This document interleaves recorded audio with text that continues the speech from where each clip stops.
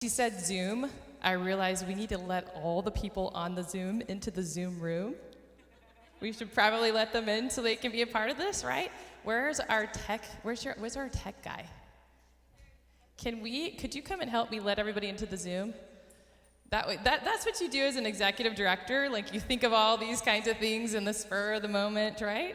So thank you all for having us here. We're really excited to be here.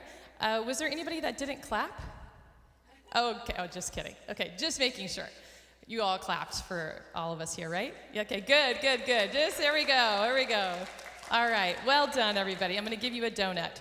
Okay, so I wanted to start, and I really want to dive into the content of what we're going to talk about today. So yes, my name is Amy Bond, and I am the executive director of Perk. And Perk is a nonprofit we've been around for 2.5 years, and we have been fighting these mandates, and we saw this coming from over 2 years ago. And we started up at the Capitol in Sacramento fighting a bill called SB 276. Has anybody heard of that bill? Yes, okay, a few of you. So we really got a rude awakening about how politics work here and how quickly decisions can be made that can take away your rights, impact your children, and how those policies actually translate into everyday life. So with that being said, when the lockdown happened, we saw how that impacted children, severely, actually, catastrophically, academic loss, mental health issues, all kinds of things. But when the mandate came on our first responders and our healthcare workers and our public employees, we knew that was going to be devastating, not just to them and their families, but devastating to the children. Because children, as you all know, rely on services in our community, don't they? Right? They rely on services. So if you take away the infrastructure, our first responders, our firemen, our law enforcement, our child services, all those kinds of things, even as simple as county lifeguards, right? If you don't have people there at your beaches, how are you going to protect your children, just the children from things like drowning or being safe at the beach? And then you go a step further and you see how taking away all of these people in a mass termination through mandates will impact everyone, every single family. It will impact everyone, all the children. So Perk decided, we were kind of looking around like, is anybody going to do anything about this? You know, are we going to just let this just happen or what? So the what happened, and I met some really great people, Nune and her husband Patrick, and they approached us and said, would you guys be willing to help us organize? Would you be willing to help us, with the law enforcement and these groups who are willing to go all the way and stand up against the mandates? And so we had a decision to make as Perk, and we decided, obviously now that we're here, we decided that we are going to take on, I think, one of the biggest lawsuits that California has seen, with over 4,000, my friends, over 4,000 first responders and public employees are part of this lawsuit. And it spans more than 55 departments. And when I say that, 55 departments, everything that runs a city, a county, everything, you guys, these are the people that are with us in unity, solidarity, and guess what else? They're vaccinated and unvaccinated, all kinds of different religions, all kinds of backgrounds, race, because it doesn't matter. Those things don't matter as much as it matters for them to be standing together right now. So we took on this lawsuit. We filed it October 1st, and we are working with all of these amazing group leaders who are also organizing the people behind them that are part of this lawsuit. So I don't want to take all the time right now on that. I actually want to introduce you to these amazing, courageous plaintiffs and group leaders who are part of this lawsuit.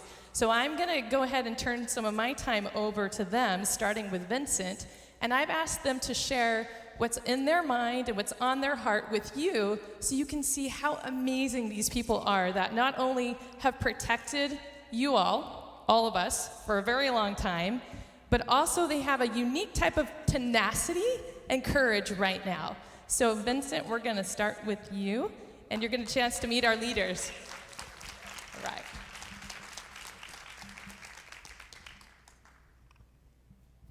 Thank you, Amy, for that introduction. I was expecting a podium that guy behind where I could have my notes to look at, but no podium, so no notes. I'm gonna speak from the heart. My name is Vincent Tai. I work for the LA County Sheriff's Department.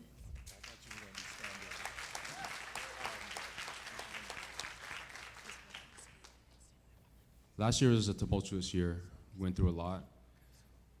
Certain groups wanted to defund the police, and our government complied, and my department was defunded almost $150 million.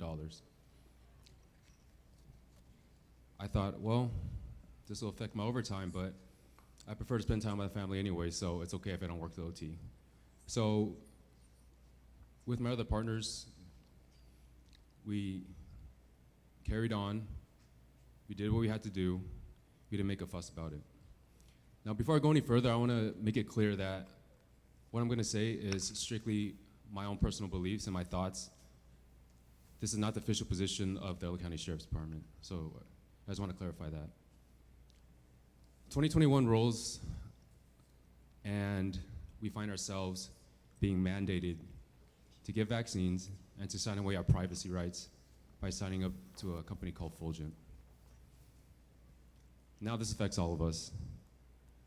I got into this line of work because I see myself as a protector of those that can't protect themselves.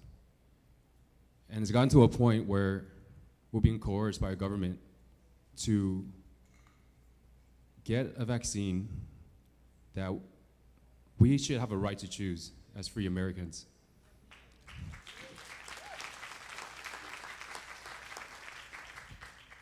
They want us to sign away all our privacy rights, meaning our medical information, our financial information, our personal information, to a third-party company that was founded by two people from China. On top of that, you sign away all your information to be shared to anywhere in the world. The reason why I'm putting everything on the line and choosing to be one of the 5 publicly named plaintiffs in this lawsuit is because I think this is a fight worth fighting for.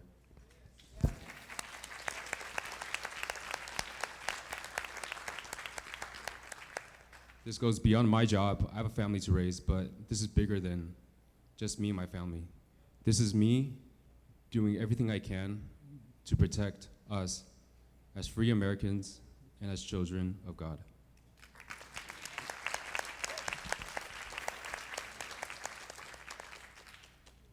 But I'm just one person, an average person at best, which is why I'm so grateful to have all these wonderful people to work with and have my back. And that's why I ask all of you to support us and help us in this valiant fight for our freedom and sovereignty over our own bodies. Thank you. God bless you all, and God bless America.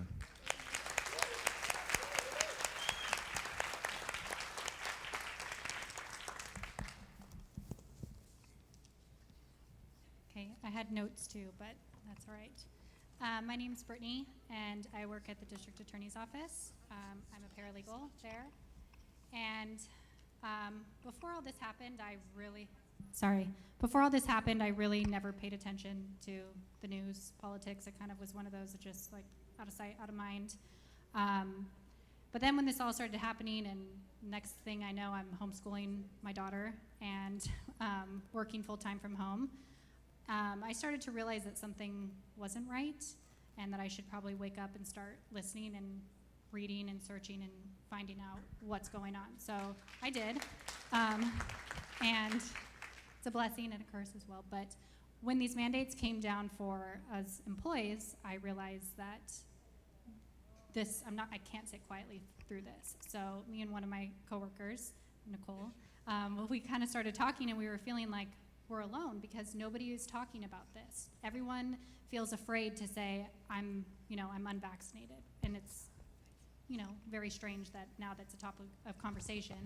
But we felt like we were alone, and by the grace of God as well, we got led to Perk, and we've been involved ever since, and thankfully our group at the DA's office has grown, and we've been able to gather together and get more people in our office, and just kind of band together and knowing that we're not alone is so encouraging, but also meeting people from the other departments, it's amazing to be working with these people. But one of the things that that happened to me today, I had a conversation with somebody, and they said, I don't know why you won't just get the shot. It's just easy. They said, I know you, and I know your daughter, and I know that you are a great mother, and I know you would do anything for your daughter, so I'm really confused as to why you won't just get it. Because by you not getting it, you're putting your daughter's life in danger by you losing your job. So what I realized in that moment was, no one is going to save us. We are the ones that have to stand up for this, and we have to be the ones to ask and scream for change, because no one else is going to. So I'm a single mom, and my salary provides for me and my daughter. So of course, it's not like any of us are willingly out there saying, yes, take my job, take our livelihood, but this is something I'm willing to stand for. Because the way I see it is, yes, it's very easy to bend to this, and yeah, it could be very easy for me to drive down to the Walgreens right down the street from me and get the shot. But when I bend, I'm giving this fight to my daughter, and I refuse to give that to her. So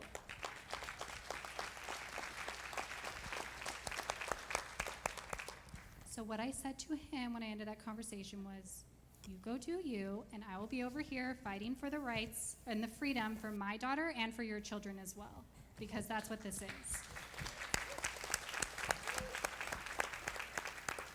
So I just, I'm a believer. I grew up on my church block. I have been, just building my relationship with God ever since I was born, and I do believe that he built my body fearfully and wonderfully, and I trust my body, and I have had COVID, and I have antibodies, but that's not being addressed. That's not being recognized. That is like, what are those? You can't even talk about it. So did I. Yes, I got it from somebody fully vaccinated as well. But, yeah. So, those are all red flags. Like, okay, what is going on here? This is not follow the science anymore. This is literally, we're heading down to China. And so, I've read the Bible, I see what's going on in the other countries, and I know where this is leading. And I'm not going to just sit down and say that I crumbled in the face of fear, because that's the easy route.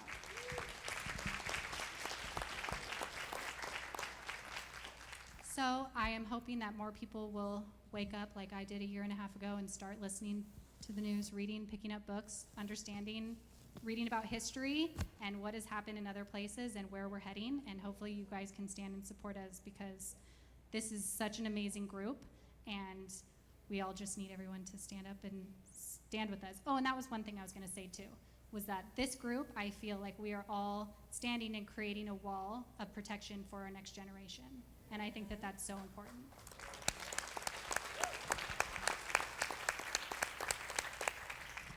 And then the last thing I will say, it has been said that it is better to die on your feet than live on your knees. And that's how I see this. Thank you, guys.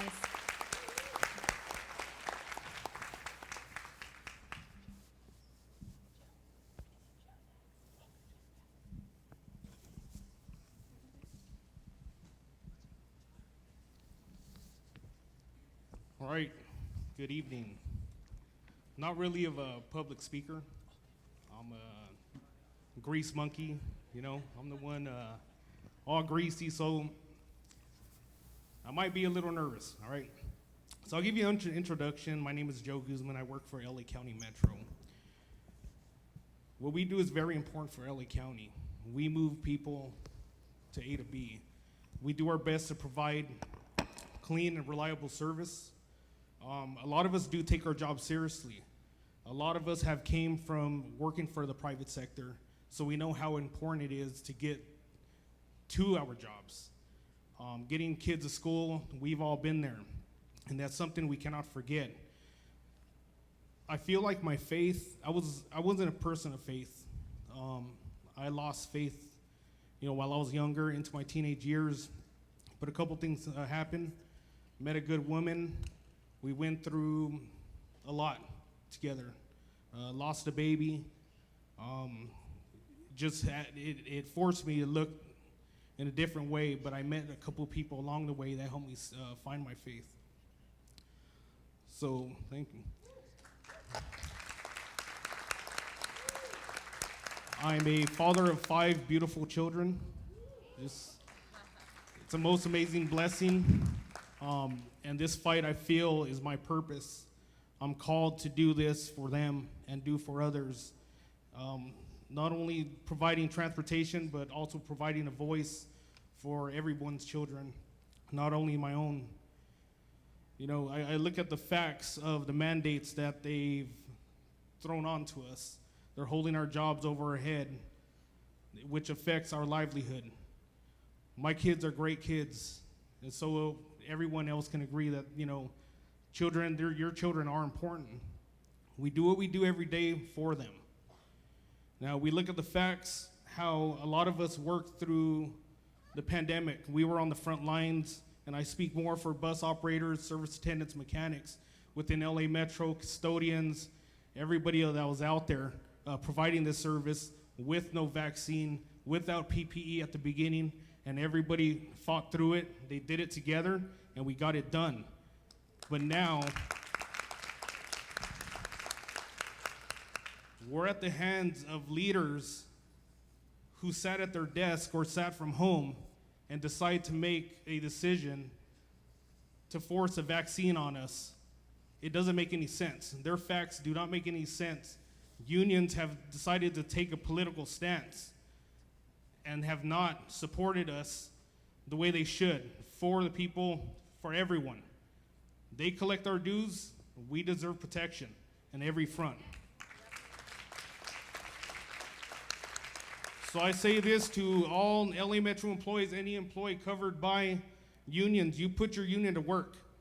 They work for you. Don't let them pass these kind of mandates where it's going to affect our livelihood and our families. Don't allow it. Yesterday I was at protests in Huntington Beach. Was surprised to see the unity that was there. Republicans, Democrats, gay pride, everybody was there. And that's a true unity when it shows that everybody does care for children. So just take that into account. So I'll just leave it off with we can have our strength. We're going to have our strength in numbers. So those of you who feel like you're alone, you're not alone. A lot of us are here. We're here to support you. We're here to be your voice. So just remember that. And we won't stop. Thank you.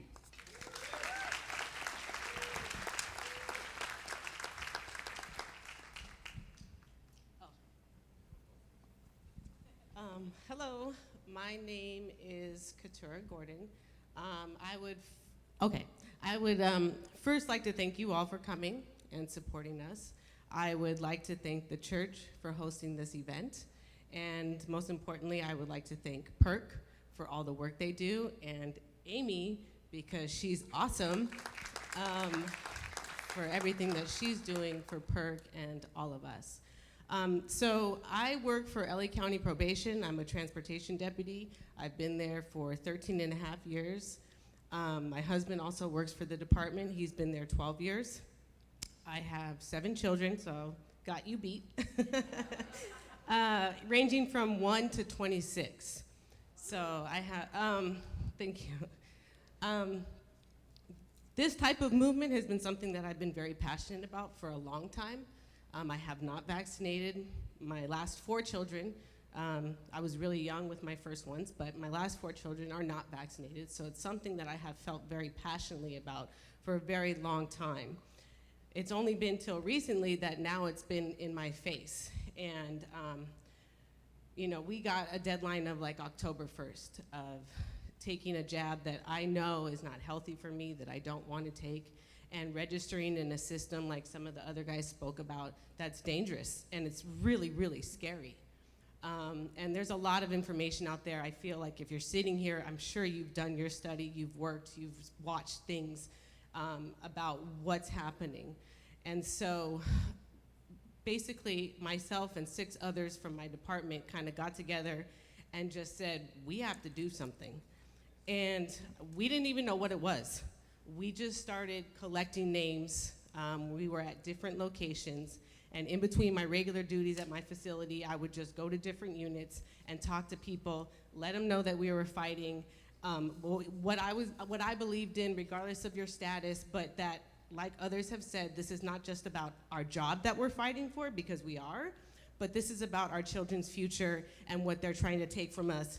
And so that's what we started doing.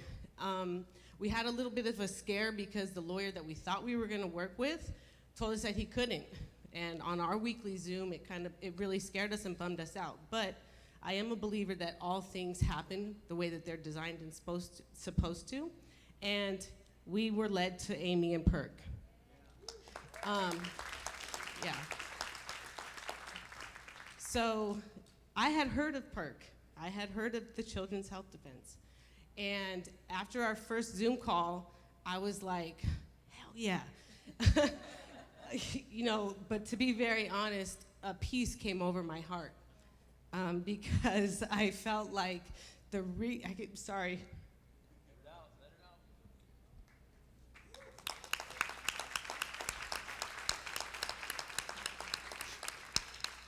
I felt like the resources that I didn't have and the places that I didn't know to reach out to, they had. And some of my other group leaders said, is she legit? Like, is this like, she's good, we can trust her? And I'm like, dude, you have no idea what this means. This is a good thing. We're in good hands. And so, like, I think our first Zoom meeting, we had about 400 people, a few different counties.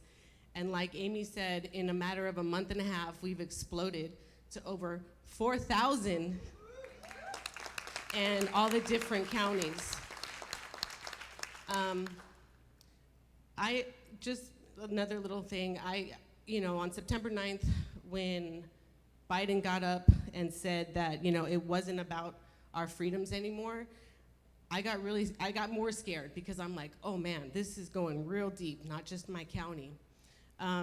That same day, I found out my son is currently in boot camp, and I found out that, that I will not be able to go to his graduation, which really bummed me out the entire day. And then I go home and I hear the press conference, and I was like, this is crazy, I have to do something.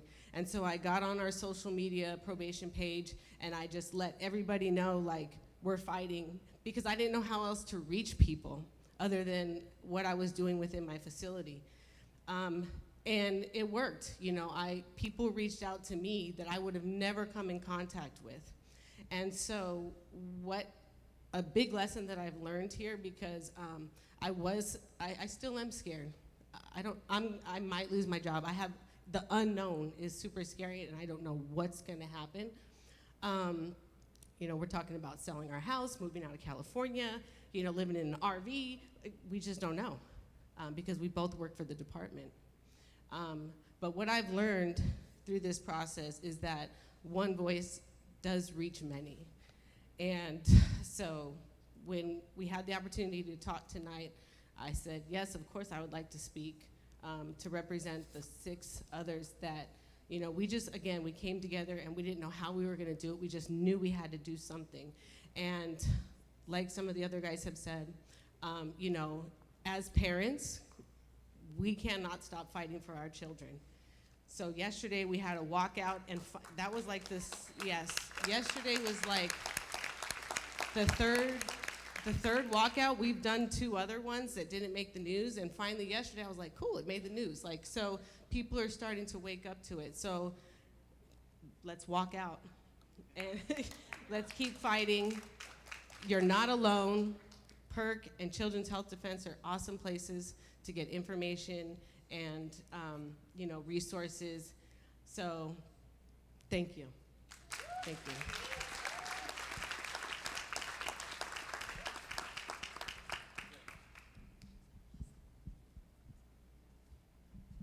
Sorry, I was asked to stand up here for all the Zoomers. Can you guys see me? My name is Oscar Rodriguez. I work for the Los Angeles County Sheriff's Department.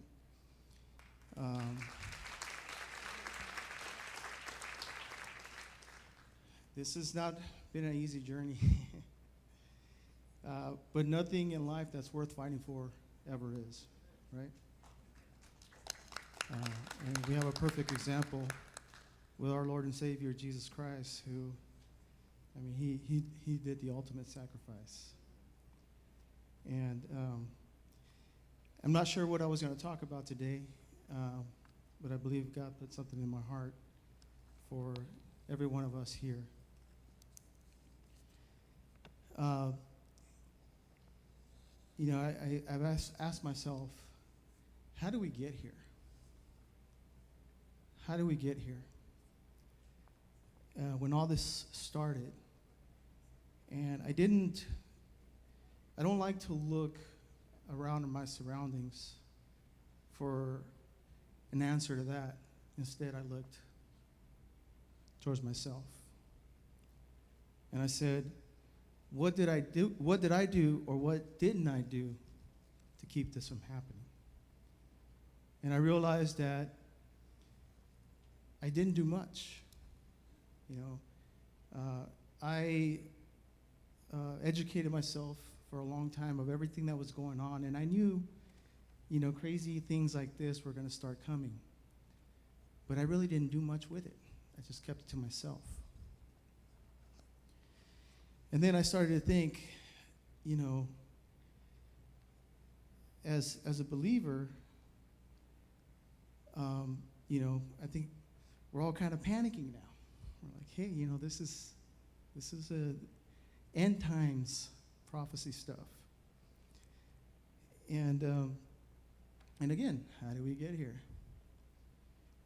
And then I looked again towards myself, and as a believer, you know, having known the truth and having God's commandments and God's moral direction, I basically delegated or gave someone else my responsibility to make decisions on behalf of my community, on behalf of my children, on behalf of my country. And I think as a church, as a body of Christ, we've been asleep at the wheel. We've been asleep at the wheel. And it's not, you know, I think the enemy's done a great job in lulling us to sleep and using excuses like, you know, the church doesn't really need to get involved in politics. You know, that's not really our area. But I'll tell you what, that's a big fat lie from the devil himself. And I tell you, there's plenty of examples of where, you know, I've heard the scripture. Everyone loves to throw this one around when you talk about politics. You know, when the Pharisees asked Jesus about paying taxes, and then they say, oh, you know, Jesus said, give Caesar what belongs to Caesar and God what belongs to God. But, you know, they use that out of context. I mean, the Pharisees were trying to set up Jesus to say something so they can accuse him of, you know, going against the government.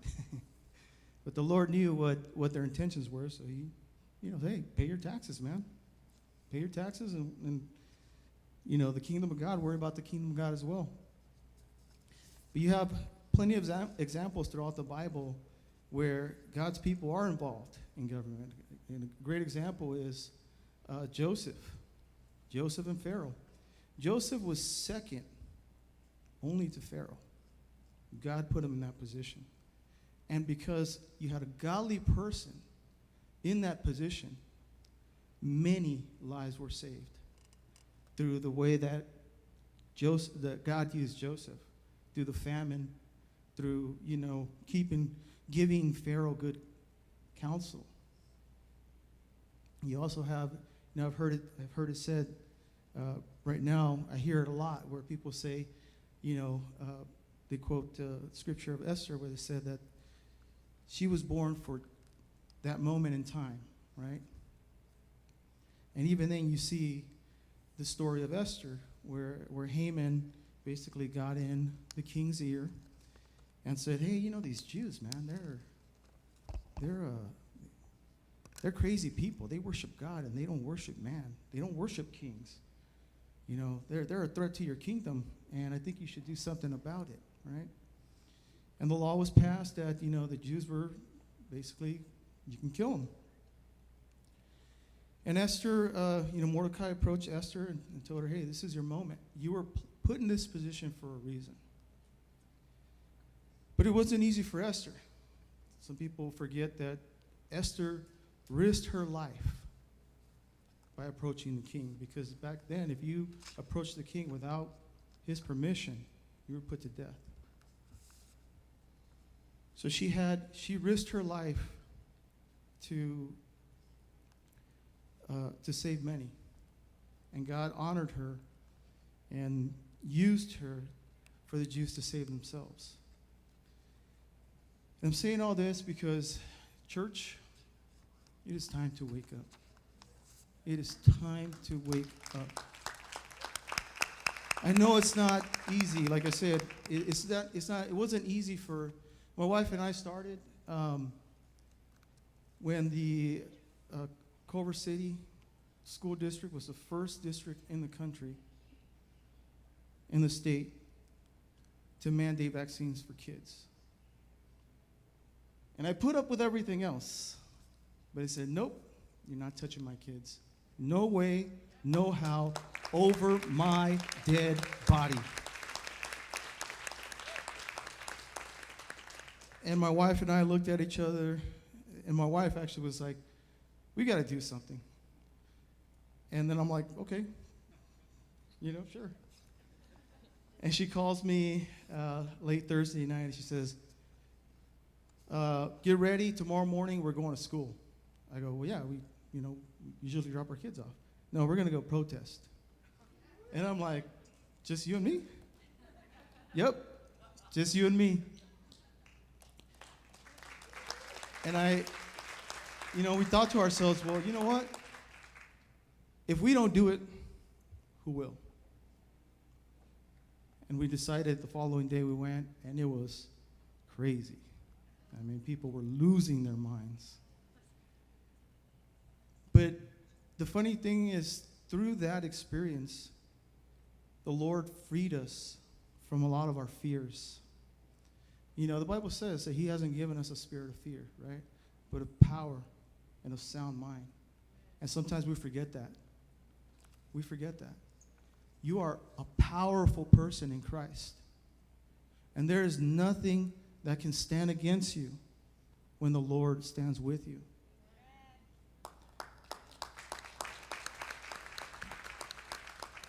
And church, it is time to stand up. It is time to stand up. It is time to start filling those positions of responsibility, of power. Many of you have that gift. Not everyone. Other people they can serve in different capacities. You can start organizing people. Maybe you're the organizer that can put together Zoom meetings. You're good with technology. Or you have all the contacts. You know everyone in the neighborhood, and you can organize. It's time.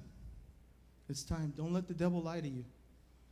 The church should be involved in politics.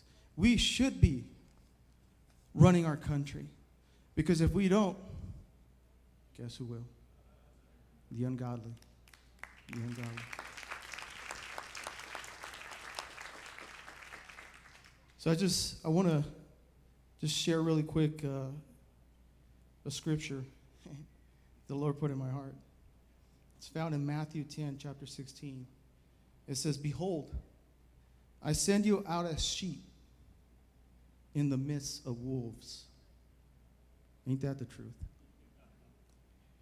He says, so be shrewd as serpents and innocent as doves. So I want to share with you what the definition of shrewd is. And this is a New American Standard Bible, in case you guys are wondering what the translation. I like that one. I like that translation in this case. It says shrewd, having or showing astute or sharp judgment in practical matters, sometimes at the cost of moral compromise. That's why he said, shrewd like serpents, but innocent like doves, right? Cunning or tricky, artful, keen. That's what we need to be. We need to be keen. We need to be sharp. We need to be, shrewd. Shrewd, but with grace, with love, with compassion. So I encourage you, stand up. The time of waiting is over. This is the fight of our life. Think about it. Think about this. The Lord himself doesn't force himself on anyone. He doesn't force anyone to him. He lets you choose to come to him. Even if what you're doing, the sin you're wallowing, is bad for you. And we have a government that's trying to tell us what to do with our bodies? That's crazy. So thank you for listening tonight, and I encourage you, organize, show up to rallies, encourage others, fight the good fight. The victory is there. We just need to show up to fight. Thank you.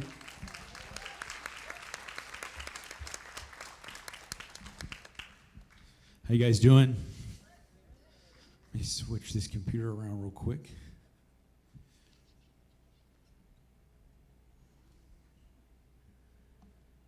And I am not technical, so if this thing goes wrong, I can't help you. Okay, my name is Brian Smith. I also work for the LA County Sheriff's Department. I want to make sure I'm very clear, everybody that's been up here tonight that has worked for the Sheriff's Department, we are not, let me be very, very clear because it'll be misconstrued and twisted online and edited.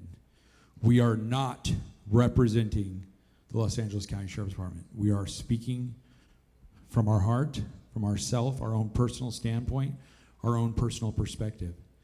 So I just want to make sure we're clear on that. A lot of stuff has been said tonight about all the stuff that's going on. And I want to piggyback a little bit on what Oscar said when he was talking about Jesus being questioned about the taxes. That scripture, when Jesus is asked, his response back to them was, whose image is on that coin? And it was Caesar's, and he said, then render that to Caesar. But whose image is on all of you? Right? We are created in God's image. So we're rendering to him what is his. Right? We're going to live our lives as he's called us to live our lives. This is a fight of our lifetimes. My wife asks me all the time, she says, are you scared about this? Or you seem excited. And I am excited. I'm excited because I'm a fighter. Deep down, I'm a fighter. When it comes down to fight or flight, I'm a fight every single time. And I will not quit. And now all these mama bears are getting started because the kids are getting involved. And fathers, mama bears shouldn't have to if the dads get in the place and stand up and take their rightful place in the homes. So we need to rise up and we need to start challenging this system. Because remember, the Constitution, whether it be the federal Constitution or the California Constitution, limits the government. It doesn't limit us. It limits the government. We have the rights, and it limits what the government can do to us. So right now, we're fighting right now with Fulgent and this whole mandate that they're doing. To be honest with you, I wouldn't even be that opposed to testing. If I could use one of the at-home tests that look like a little pregnancy kit that I can do on my own and throw it in a biohazard bin and it'd be done with. But when you ask me to now download my information to a third-party server, that they have all my personal information, and then when they do a swab on me, now they have my DNA, and they're gathering all that information, that's resources, that's money. The technology that's being used to start mining this stuff is a big deal. When I say this is the fight of our lifetimes, I'm not joking. This is something that we really need to take seriously. So, some of you guys might have seen the video that I put out with my friend Justin, and he did an interview with me, and we were talking about this stuff, and then he went and edited, and he put some stuff in there with CNN and 60 Minutes interviews talking about Fulgent and what their technology does and what it's about. So this is not a game. So we're going to stand and we're going to push back. And we're going to say enough's enough. I was challenged. I was talking to one of the executives where I work. And I was challenged with, well, this is kind of the direction things are going. So you might need to, eventually just give in, or you might. And I told him flat out, I said, this is a hill I will die on. I'm not budging. This is a hill I'll die on. I followed up with a question and I said, let me ask you, when does it end? When does it end? And this was prior to the county releasing the vaccination policy to all of Los Angeles County. They hadn't even released it yet. And I said, when does this end? Because when the booster gets approved, we got to do the booster too, right? And then 2022 version, we're going to do that too. 2023 version, you're going to mandate that as well. You want to know when this ends, sir? It ends when we say it ends. And so we're saying it ends now. You have to put your foot down and fight for something. So now is the time, because our kids are relying on us, future generations are relying on us, and the people that are unwilling or too afraid to stand up, they're relying on us too. Because not everybody's going to have that same spirit and that same grace. We had a Zoom call today with our leaders on the lawsuit from the department, and we were talking about what's going to happen. People are nervous. Well, what's going on? Where's the lawsuit at? Do we have a verdict yet? What's going on? This is the long game. The court process takes a while. We need to have the patience. Right now, I have the grace. The Lord has given me the grace to be able to stand and do this. I'm very much aware that I might lose my job. I'm very much aware that I might get punished. I'm very much aware of what's coming down the road. But I'm not fearful of it. It is what it is. So I'm trying to help them, remind them, say, hey, that we have to be ready and reconcile with ourselves that this is always a possibility. But we know we're on the side in history, we're on the right side. And we're going to stand and we're going to fight and we're going to continue to do it. So I have everybody in here. I have your back. I will fight alongside you. Everybody that's watching online, I have your back. I'm going to fight alongside you. And I will fight to my last breath. I will never give up. We're talking about scripture earlier, right? When Moses is having that staff raised above his head and the battle's being won by the Israelites on the battlefield and he's getting tired and his arms start lowering. Aaron and Hur get on the side of him and they lift his arms up. We are that team lifting your arms up. This is a fight that we will continue to have until it's over, because the government does not have the authority here. We, the people, do. Remember, these constitutions were written for us to limit the government, not the other way around. So I don't want to take any more of Amy's time. She's going to come up and share a little more, and then we'll have a Q&A at the end.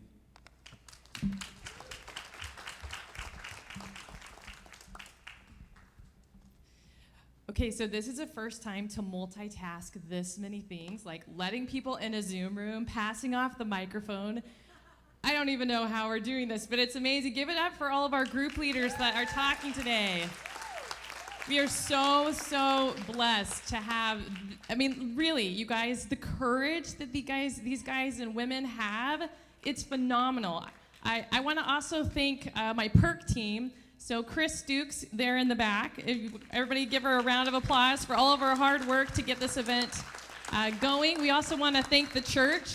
So thank you for giving us this opportunity, this space here. So please thank the church too with a round of applause.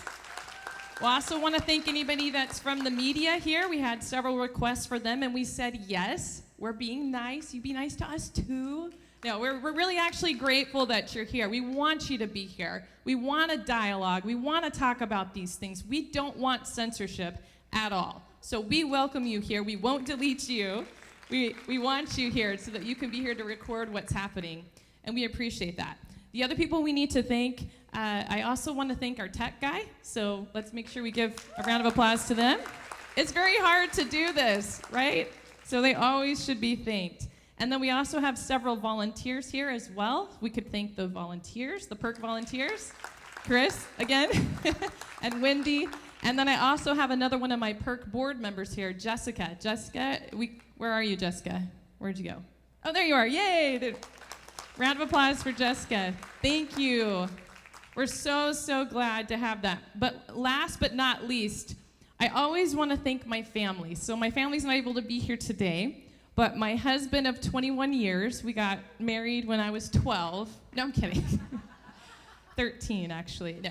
And my children, they are an amazing support. Obviously, as you can imagine, I can't stand up here. I can't lead. I can't be running Perk. I can't do what I do without my incredible family. So even though they're not here, I just wanted to honor them and just the amazing support that I have from an amazing husband and 3 children.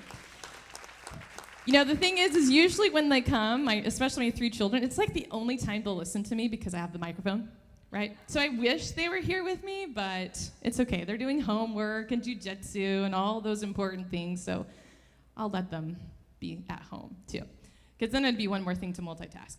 So, all right, I want to tell you something. So 3 years ago, so originally I'm from Arkansas. That's my home state. Have you guys ever met anybody from Arkansas? Yes? Oh, am I the one person? You met, okay, good. We've got someone who met someone from, anybody else know anybody from Arkansas? Oh my gosh. I have never met people that knew other people from Arkansas besides myself. Patrick? Oh my goodness, you've traveled to okay, so there are people that live in Arkansas, clearly. I have all of my teeth, so that's good too. And I did not marry my brother. He's my cousin. No, I'm kidding. Right? No, okay, the media is gonna take that one quote and then not say that it was a joke, right? Dang it. Okay, no, for reals though. So I'm originally from Arkansas, and we moved to Texas. We lived in Texas for about 10 years, for quite a while. Biggest state, you know, everything's bigger in Texas. Tornadoes are bigger there. I mean, everything's bigger in Texas. And about 3 years ago, though, we decided to move to California. I know what you're all thinking right now. Like, go back to Texas. You know, why are you here? Why are you here in California? Go back to Texas. What did you say? Thank God you're okay. Well, thank you. Well, you're so kind. So here's the story. We moved here from Texas 3 years ago, and I had no idea what was going on here in California. My husband's from California originally, so he's a third-generation Californian. And it was my first time to ever leave Arkansas and Texas in the South, like to actually, you know, move here to a cultured place. No, I'm kidding. I mean, it's cultured there too. But so we're here in California, and this is the true story. I knew nothing about the politics here. I knew nothing about what's going on with schools or SB 276. I didn't even know what those things were. We were in a hotel room because we didn't have a place to stay yet. We were in between homes and, you know, getting settled with a new job. And out of the blue, I still have never met this person to this date. We got an email from a real estate agent that was trying to help us find a rental. And the email, this gentleman said, he said, basically, I don't know if you have any children, but if you do, there are certain laws in California related to immunization, this SB 277, and he introduced me to this bill, and all of a sudden there's SB 276. So I knew nothing about any of this stuff. And all of a sudden, this just random person, like literally almost like out of heaven, tells me about this in an email, and that's what opened the door for my family, myself, to be here in the Spite. And from there, it has been just this, like, you know that feeling when you're walking just right exactly in the path you're supposed to be? And sometimes it's a little bit like weird, almost like, oh my gosh, all these things that keep happening just feel so meant to be, right? And inspired and just part of what's supposed to be in your life. And that's what kept happening. I went to the Capitol to a hearing. I'd never been to a hearing before, like a health committee hearing. I didn't even know what that was. I'm like, what do you do with those? You go to the microphone, you make a comment, you oppose a bill, or, right? I had no idea any of this stuff. So I go up there and I start to learn that we had been so not involved to the point where these bills, these things that are coming out, they are like literally impacting my family now, my children. And it woke something up in me. Like it woke up this, I don't know, I guess I already had a lion in me. I mean, don't ask my husband, I always feel like I have to be right about everything. So maybe it's a good thing that he's not here. So, you know, but the thing is that I've always had this fight in me. Like the fight or flight, I choose flight too. And I've had to have a really unique kind of resilience in my life from, the family I came from and just life challenges. We all have challenges, but had a lot myself too. And so getting here and being a part of what's happening in California, I don't want to run from the fight. I love Texas, but I don't actually really want to go back there. I want to stay here because this is the battleground state.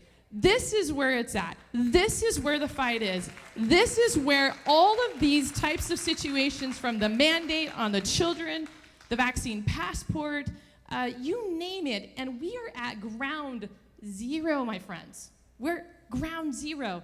They are actually rolling out pilot programs here in certain counties.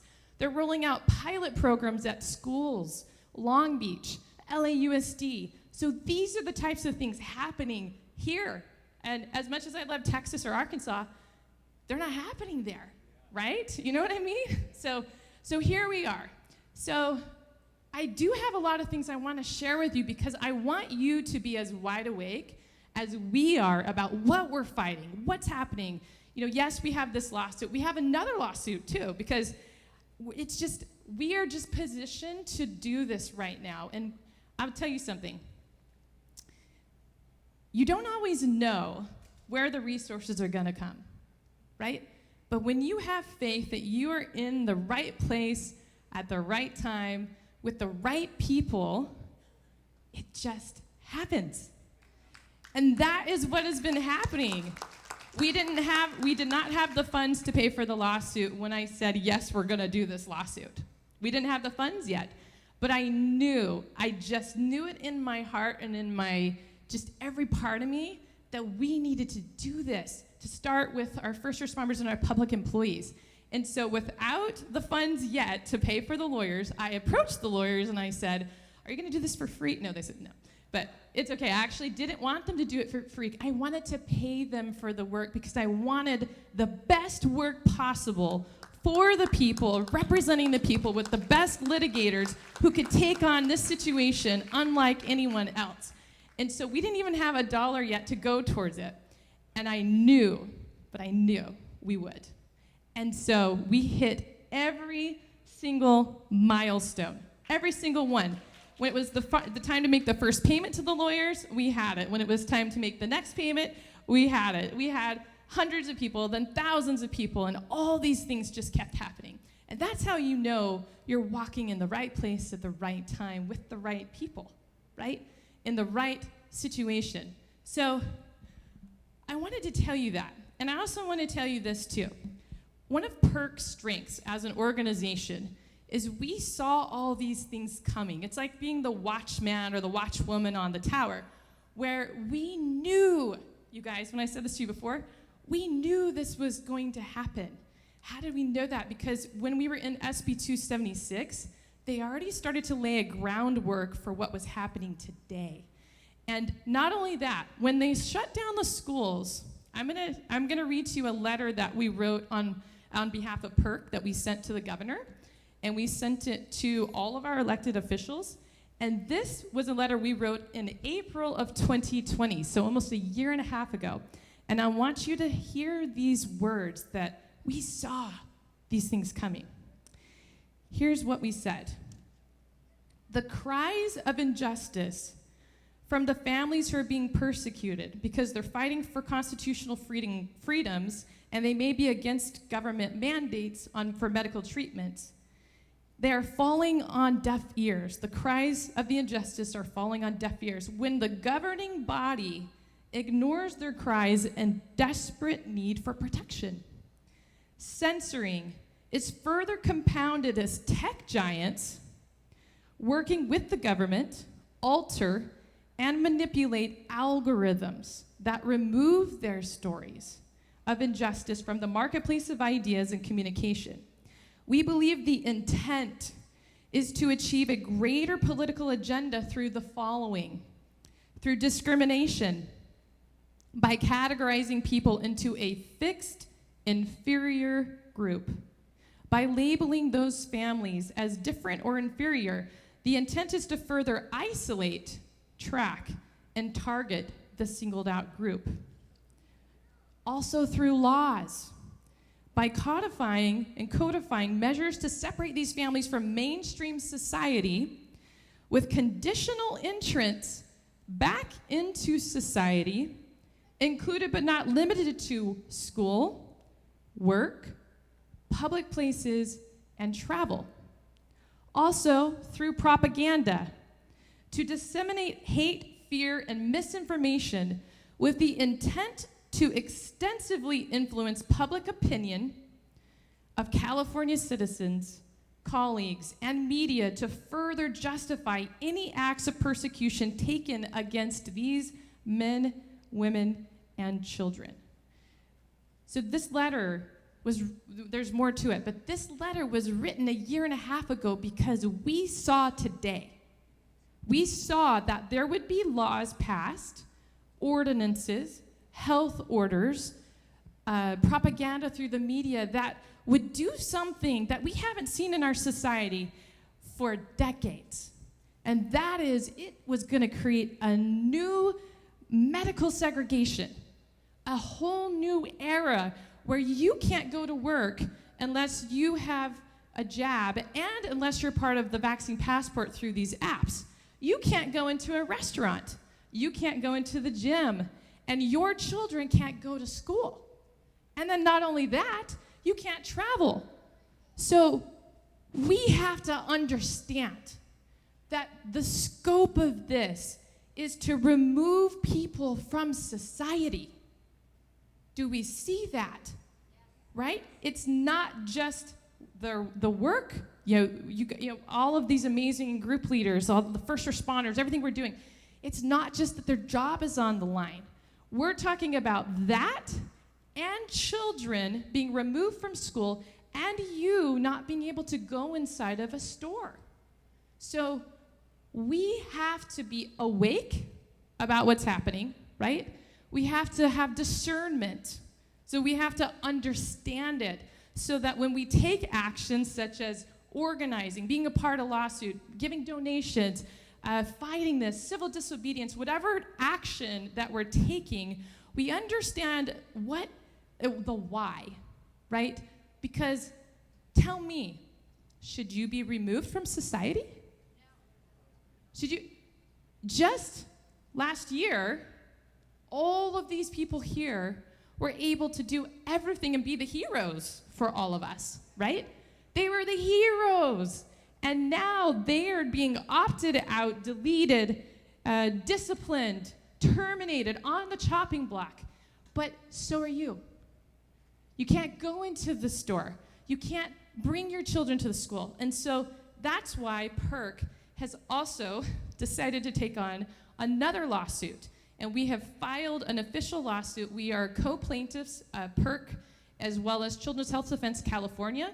And we are suing Los Angeles, LAUSD, for the mandate that they put on the children.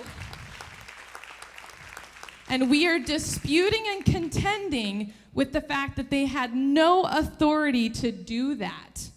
Zero. Like, it's like the equivalent of make-believe. Like, they have no authority to do that. So our lawsuit contends with that. Our lawsuit also basically says that their order, it means nothing. It's null and void. And because the only way a childhood immunization or having the COVID shot added to the childhood schedule would actually be valid, there's a process to that. There's a procedure that has to happen, correct? So that has to go through the California Department of Public Health. They might have to pass legislation, which we don't want them to do this, right? But that's the process so that you understand. And so they violated that process as a school district in Culver City and San Diego and the ones up north. They violated that process and they acted as if they're the god of the school district and that they could do this, but they can't.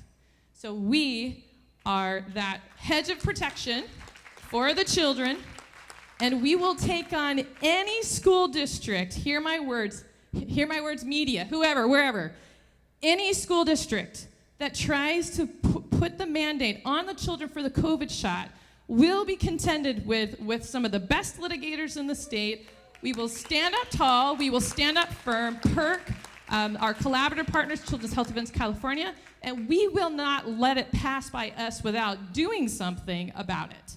So I can promise you that. So I wanted to tell you about the schools because I think that that's really important. And I want to even take an extra minute than maybe what I had planned to say something about compliance. So hear me out. I know there's a lot of fear. Right? We hear it. You're getting harassed. I mean, let's be honest. You're getting harassed. You're being coerced. You're getting pressured. You're getting threatened. You're getting bullied, right? You're getting threatened to lose your job, and then it makes you think you can't put food on the table. Okay, so I understand that, and I don't minimize that in any way, shape, or form.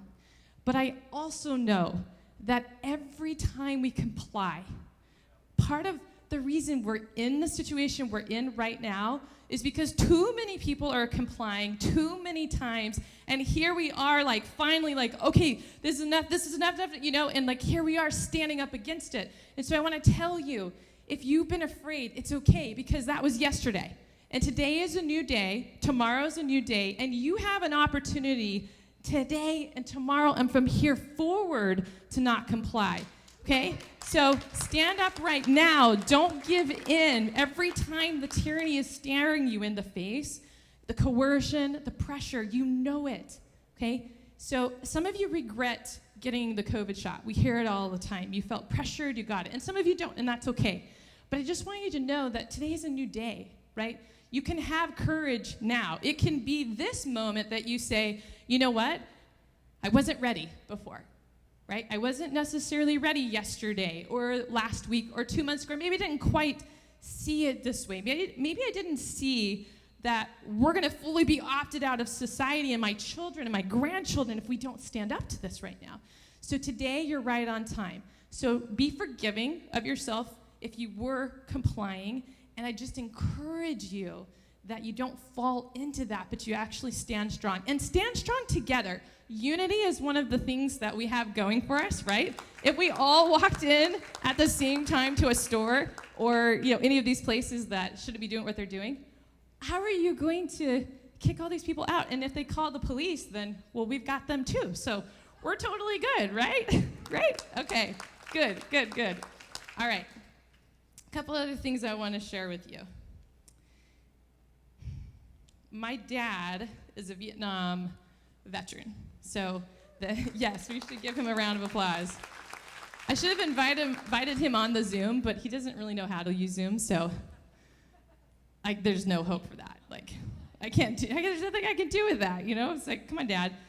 But he just tried to use text messages for the first time. He's 75, so I've gotten him close to texting a little bit. Like, and every time he texts with us, oh, it is so funny. There's no capital letters. There's like nothing. It's just like a little sentence or a phrase, and that's it. But I love it. I'm like, thanks, Dad. You're so awesome. Okay, so my dad is a Vietnam veteran, and my great-grandfather, there's a lot of history in my family on both my husband's side and my side, where there's a lot of bravery, a lot of courage. During World War II, my grandmother and my great aunts, my aunt, all my family come from Budapest, Hungary, from Europe, yes. But they actually were there during the time of war. And so their experience during that time really has been internalized in my heart, just the courage they had. My grandmother, my great aunt would dress up like a boy, and she would act like a beggar and go to the streets in order to beg for extra food and the extra food stamps. And then what she would do with it was she would actually get this extra food that she would then take to the cave that held dozens and dozens of families who were hiding, that were Jewish. The bravery of my aunt is with me.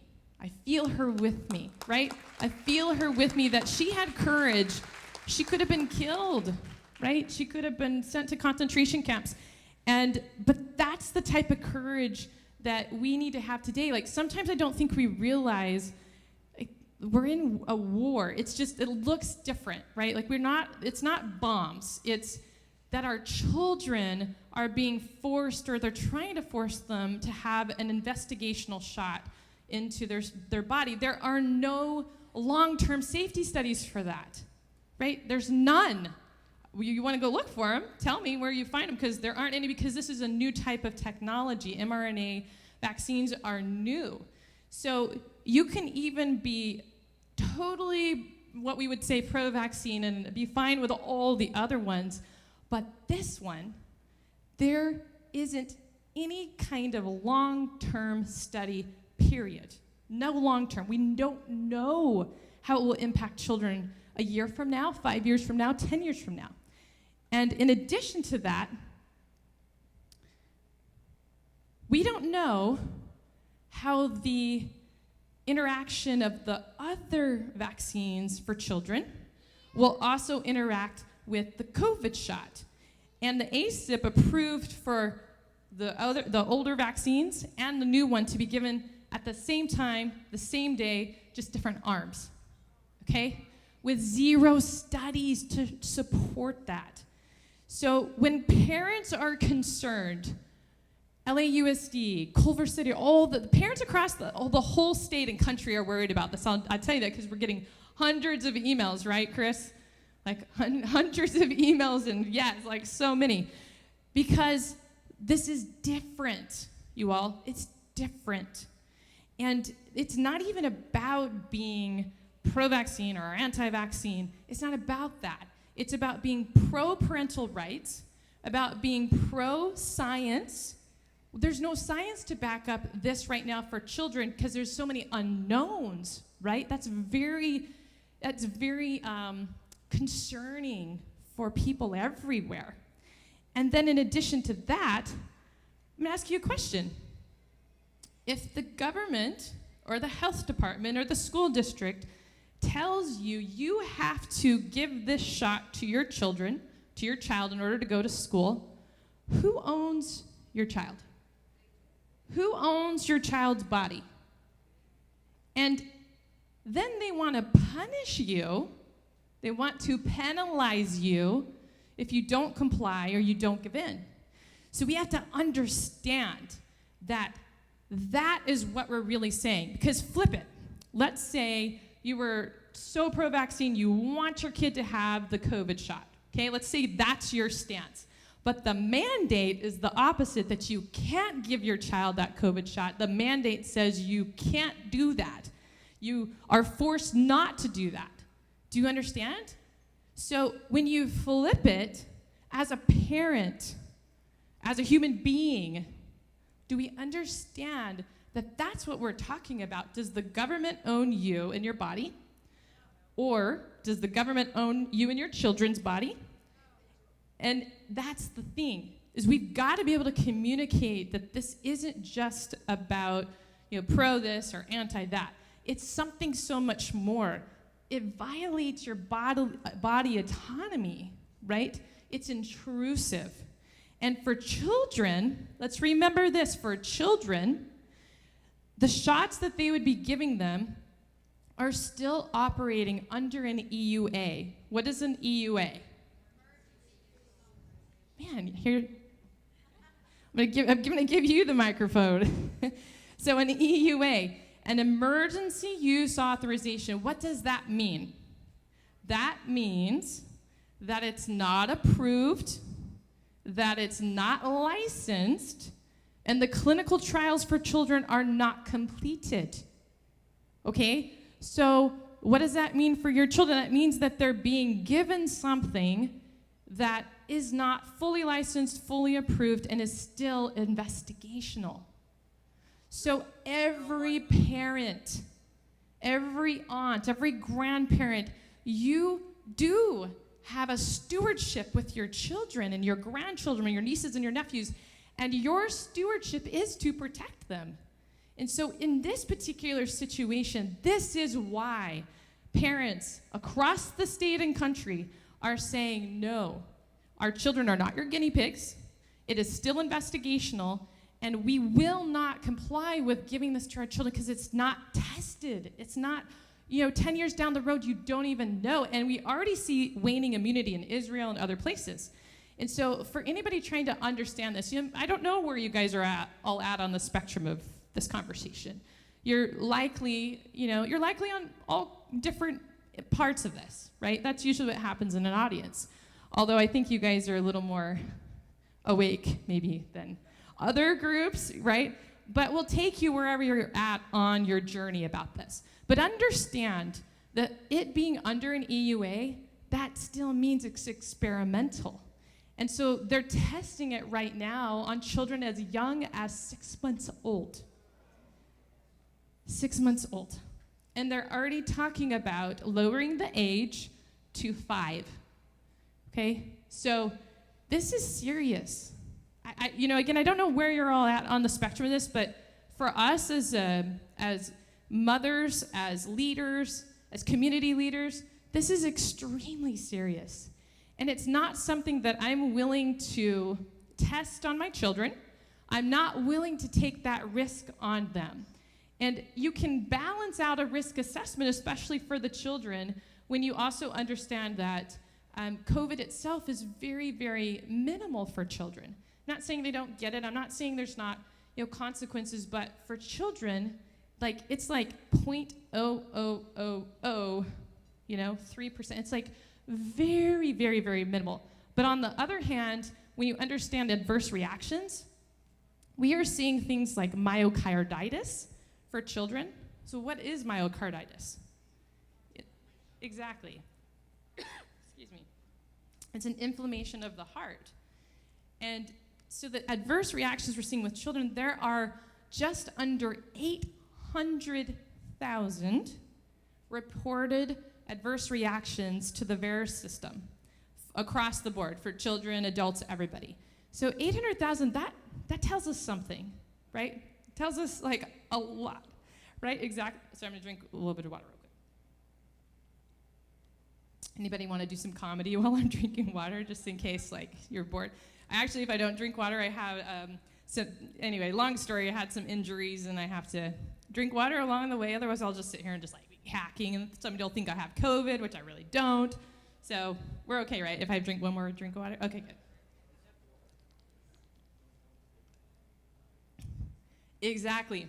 Another thing to point out related to the children is that the animal trials and the animal studies were problematic.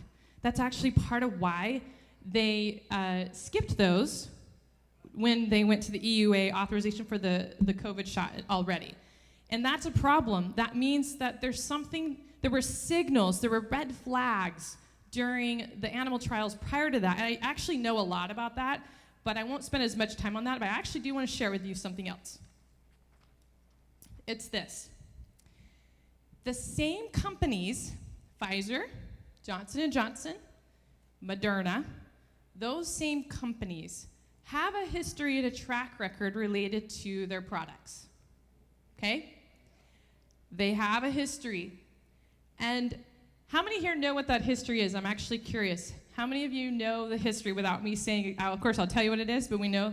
Okay, so some of you do. The history, the track record of these companies, tell me something. If I were to buy a car seat, and that car seat for my baby, I buy it, and I didn't know that it actually had to be recalled many times.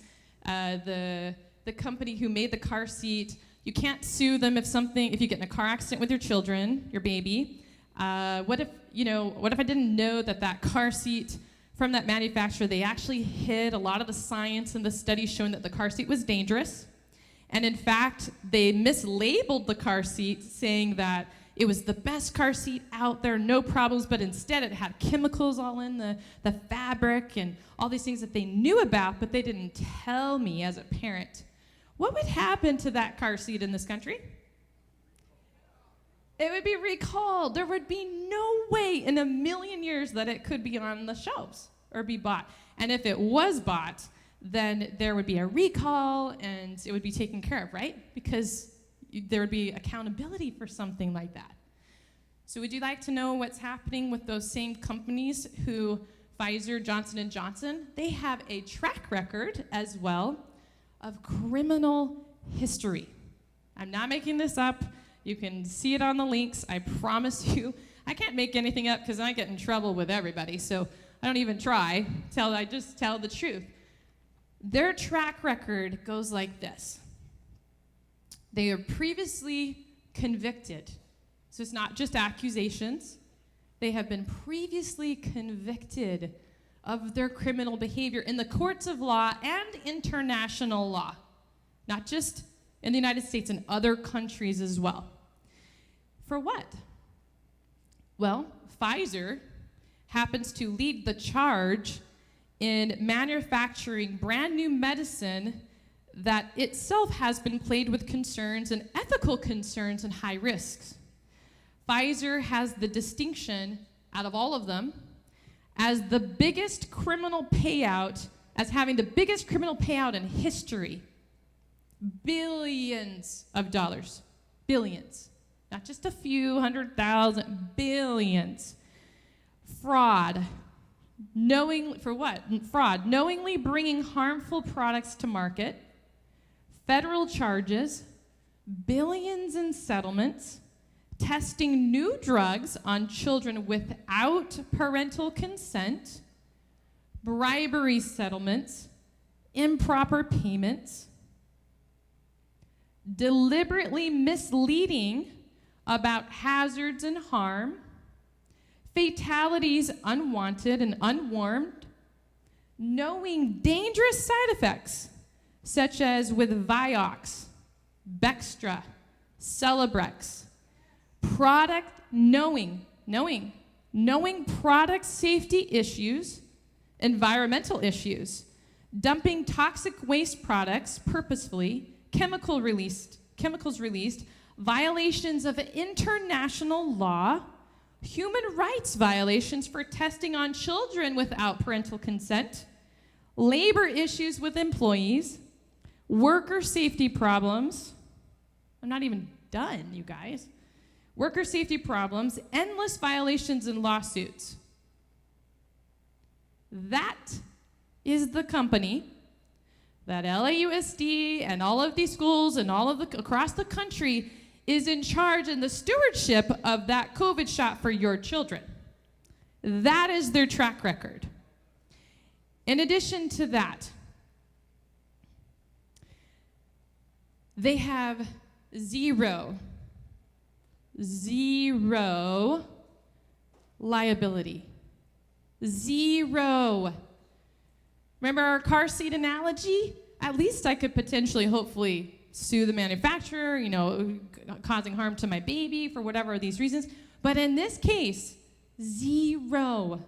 What does that mean? That means that you can't sue them for any harm at all.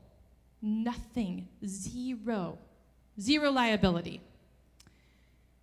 In some countries, they understand this. Pfizer and some of these other vaccine manufacturers were demanding that the countries that don't have liability protection were to put up collateral such as their embassies, their military bases, and bank reserves to cover vaccine injuries in those countries.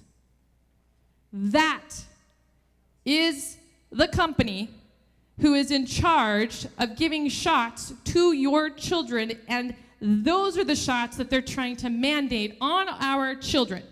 So if you want to see a mama bear, or you want to see us fired up, understand that these are the people who are making it, okay? They already have a history and a track record that's not good, where they've specifically lied and they specifically have destroyed evidence of problems with previous things they've already been convicted of. So, if parents don't want to give their children the COVID shot, can we maybe, if anybody came here not sure where they stood on this, can you maybe understand just a little bit better why myself or my children or the people here would say, we don't want that shot. We don't think it's safe enough. We don't trust where it's coming from. Not only that, but it's under an EUA. We don't think that there's enough time behind this. The animal trials, there's no liability for the manufacturers. Can we understand that there are very, very, very, can I say very one more time? Very valid reasons why people are willing to lose their job.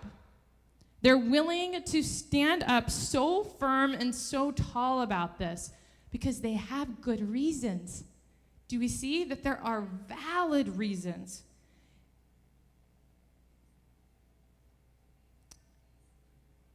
Something that really, really got to me was when Governor Newsom made that announcement just a little over a week ago about that mandate really coming on the children. That's probably the one time, I'm a really strong-willed person. I'm a very strong-willed person. I'm strong, I'm stubborn. My team knows I'm stubborn. Thanks, you guys, for being patient with me. But I'll tell you something that just gets to me in my heart more than anything else. It's the children. It's the kids. This is that hill that I always said I was willing to die on. What's your boundary? This is it. I will not step back from the fight when it comes to the children. So when he gave that announcement, my heart just sank. You want to know why? My heart sank because I know that not everybody knows what I just shared with you. They don't know that. They don't have informed consent. They're not being told the truth. And you know how I also know it? Because they go in trusting, and their children have already been getting hurt from the COVID shot already. The stories are hundreds and thousands, you guys, thousands. And if the parents knew, if the grandparents knew, if the people knew, they wouldn't do this. They would, even hearing the criminal history would be enough for some people to say, oh, wait, I'm going to at least wait for like another 5 years, wouldn't it? But they don't know that. And that's part of what gets me is like part of our mission and our purpose and why we do what we do is we're trying to get this information out to you. We're trying to give you facts and valid information, incredible. We're trying to bring you together to organize. But it's also so that we can stand up against something and you can communicate this. You can share this with your neighbor. You can share this with your employer or a parent, another parent. Tell them what your concerns are. Don't yell it at them.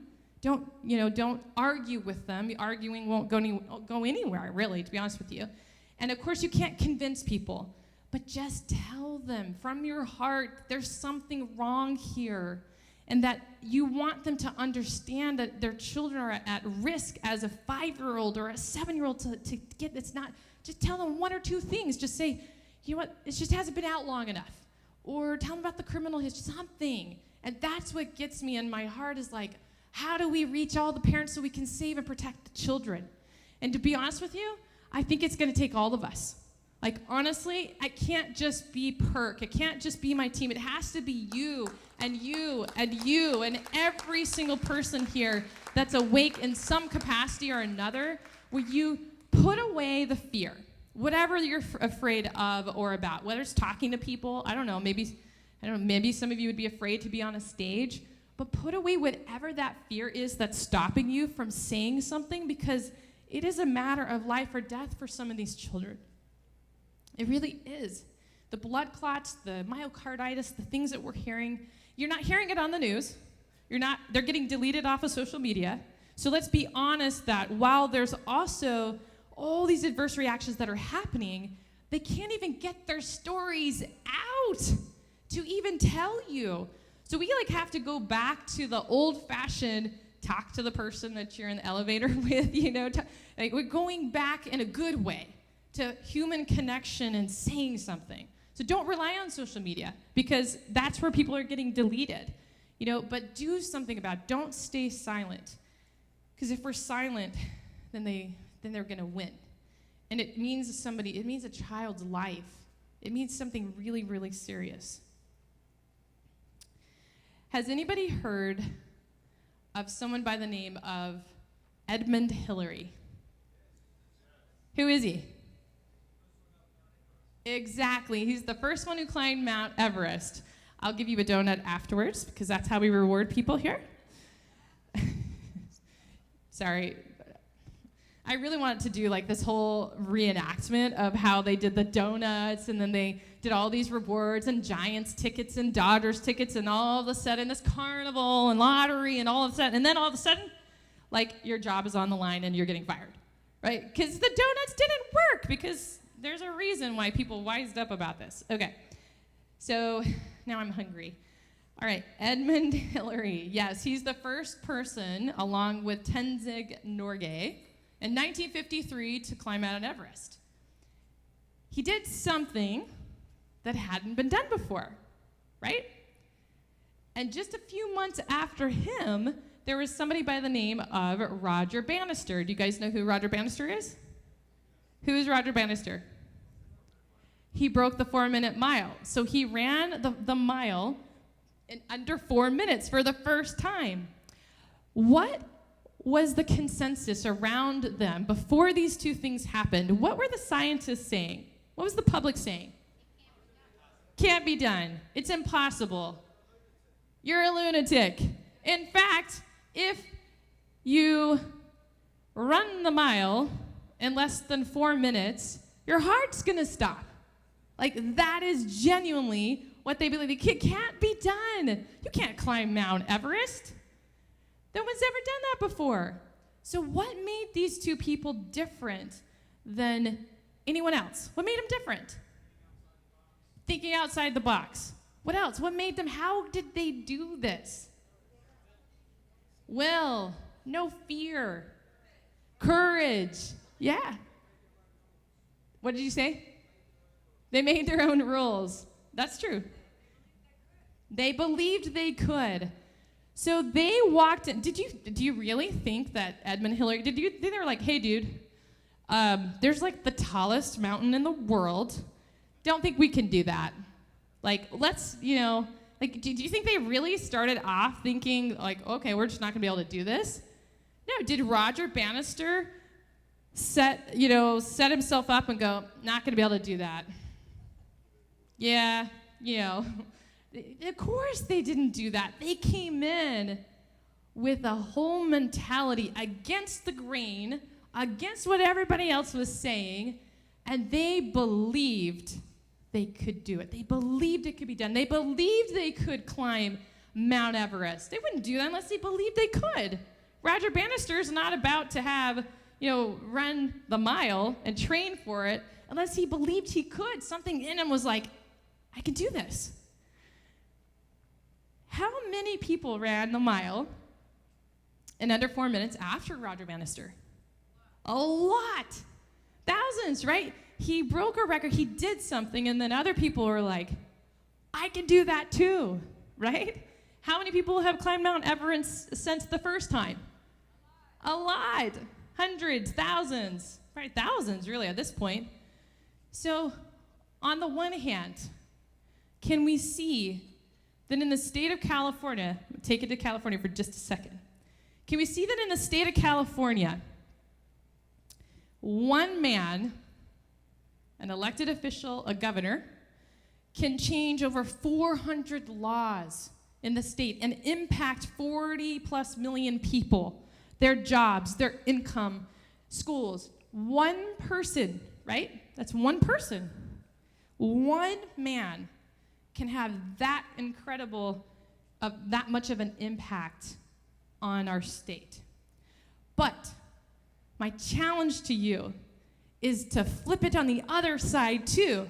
The Edmund Hillary, the Roger Bannister, the Vincent, the Nune, the Brian, the Oscar. One person, Katura, Brittany, one person, you guys, if one person can impact 40 million people, then how much of an impact can 4,000 people have on our entire state, on our children, on our freedoms to help us.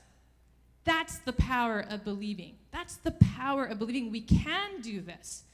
I hear people say this all the time. I don't think we can do this. I don't think you can do this lawsuit. I don't think you can get that many people together. I mean, it was a little tiring, and I was a little tired sometimes, but it was amazing, right? But people say that. We can't win this. Have you heard that? Right? How many people have heard that we can't win this? Yep. All the people move, right? Okay. Yep, that's true. How many people have heard that it's inevitable, right? The vaccine passport, the digital pass, all of that. We can't do anything about it. We hear that, right? How many people hear that there's no other choice then for parents to, take their kids to school and give in and take the shot, and that's it? You hear that, don't you? So we, all of us, we can start to elevate our faith and our belief to a place where we need to start believing we can win this. We can fight this. We can turn back and stand up against the vaccine passport and the mandate, so much so that we can protect our children. We can fight the tyranny. We've got to believe we can do this, don't we? We've got to believe we can do this, because if you already start off thinking you can't, then you're not going to, right? So wherever you're at, whatever position you're in, whatever job you're in, whatever role you play with your family, your community, wherever, whether you're with media, I don't care what your background is, take this moment and learn and internalize that believing we can win this is part of how we're going to actually win this, right?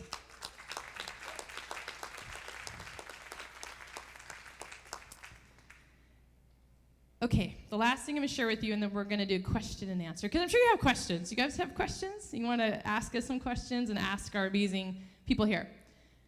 Okay, so I want to tell you something we learned with SB 276. I'm going to go back to that for a second, because it was a huge learning opportunity. So with SB 276, thousands, and I mean it, you guys, like thousands of parents went up to the Capitol, just like myself and other parents.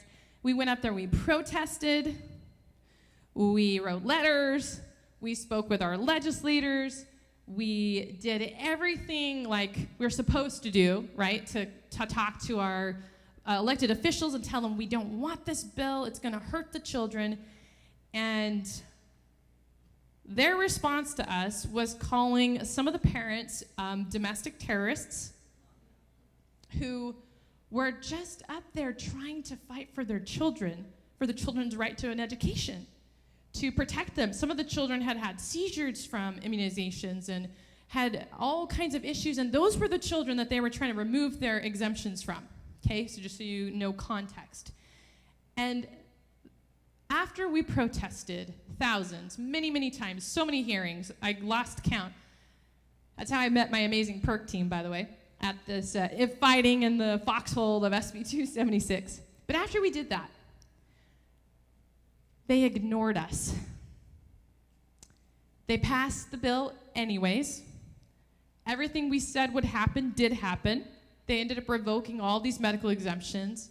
Every problem we said would be a problem happened. But they ignored the voice of the people. They ignored the parents. They ignored their constituents. And they voted in favor of politics and where their funding came from, and we know that, instead of being with the people.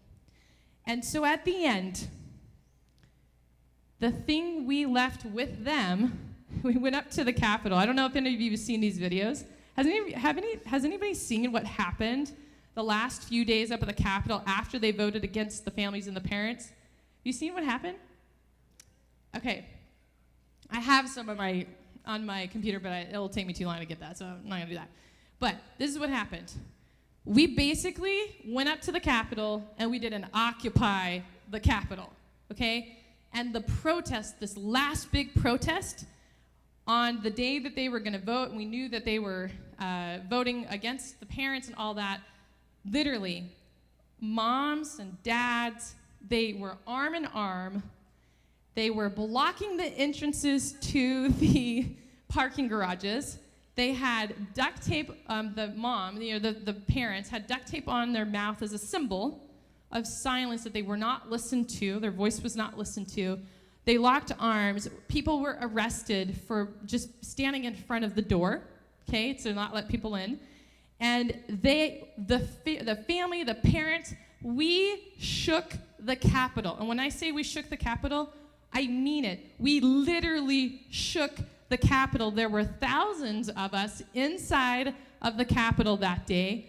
And the protest inside, the chanting, we will not comply, we will not give in, you did not listen to us, all the chanting, all of that energy, it literally shook the walls, like of the whole entire building. You could feel it like an earthquake. That's how powerful it was to be standing in unity. And the four words that we said over and over and over again: we will not comply. We will not comply. We will not comply. We will not comply. We will not comply. Over and over and over again. And so if there's any last thing I'd leave with you, it's remember those words in inspiration and faith. It's not about doing something wrong or a crime. We're not terrorists. We're families and parents and first responders and public employees. We're neighbors. But we know something is wrong here. And we do have a stewardship. And we have to do something about it. And if that something is that we will not comply with tyranny, we will not comply with discrimination, we will not comply with medical apartheid and medical segregation, that's what this looks like. And doing that in unity to the point where we understand that we will not comply can be a motto. It could be something that's so deep in us that we understand that that's what it's going to take to all stand together. So that's what I have to say to you all. Thank you for having us. Thank you for supporting Perk. Thank you for supporting our amazing group leaders. Thank you for supporting our lawsuits. Thank you for standing with us for freedom. And thank you for everything. We can't do this without your support. So thank you so, so much. And thank you for letting us be here in the church. Thank you. We really do love you all. That's the truth. Thank you so, so much. Okay, everybody, I know everybody had questions. That's why I had you write them on the little index card here so we can... In the very back. So we're going to go through as many as we can in the short amount of time, but if we don't get to your question, that's why we had your emails, because we're going to email you the answers to all these questions if we don't get through them all today. So your question will be answered one way or another. Okay? So let's have all of our guests, our group leaders, come on up. I want to give them an opportunity to be thanked as well. Please give them a round of applause again. Amazing, amazing people here. Leaders, brave, courageous. Thank you. I mean, guys, literally, they're willing to lose their job and do everything to hold the line. Yes. Actually, group, all of you guys come and stand in the front. We're going to get a picture while we do the question and answer as well. So come on down. Brian, maybe come down a little bit more. Katura, let's stand in a good line. And Oscar, yeah, okay, perfect. Is that good, or we need to be a little closer? Again, we have to multitask so much, you guys. All right. Are we good? Okay. Just a 2-second picture, okay.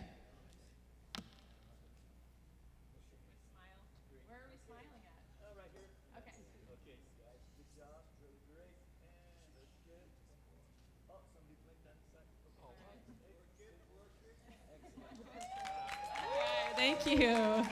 Perfect. And thank you to the media that's here. We really do appreciate you being here. We want you here. Okay, let's start with the questions. Chris, Okay. you read it, and then group leaders, maybe you guys could raise your hand, and we're going to do fast answers, okay? Yeah. So think quick answers. We'll try to get through as many as we can. Yeah.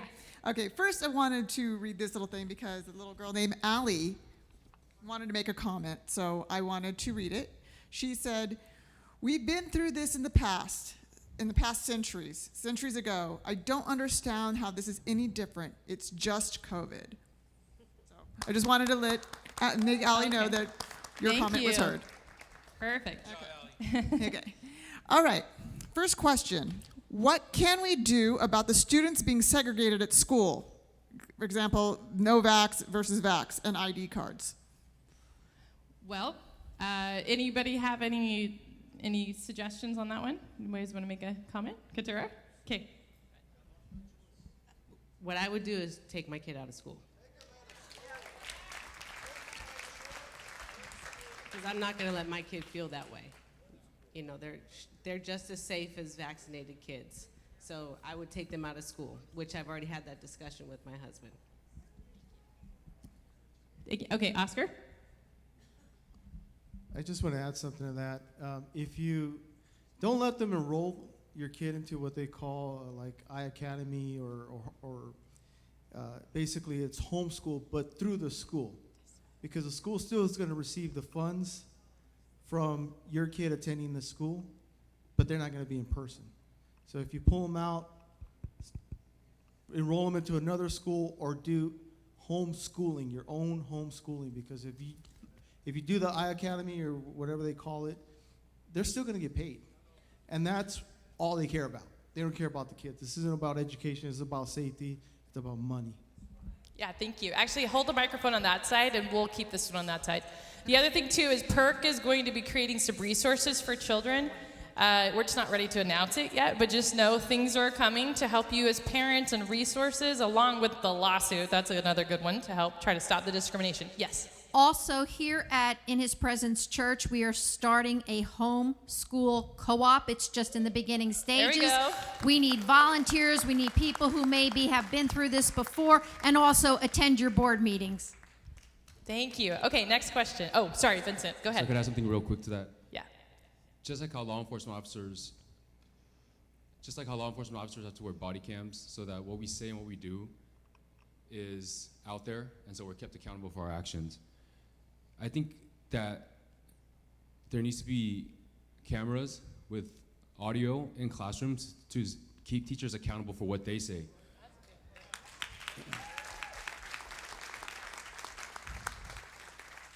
For example, my 9-year-old stepson came home and told me that his teacher said in class that she hopes all of them gets vaccinated, and she also shared some political opinions of hers as well that I didn't think was appropriate for a classroom setting, especially with 9-year-old children. On top of that, they're made to wear masks all day, and he comes home and tells me that he can't breathe. So he pulls his mask down so that his nose is exposed, and his teacher snipes at him to pull his mask back up. So I think teachers need to be kept accountable for their own actions and their own words. I think that's a good place to start. Great point. Thank you, everybody. Okay. Next question. Next Yes. question. What exemptions for children are available? Religious, what else? Okay, so I'll address that one really quickly, I think.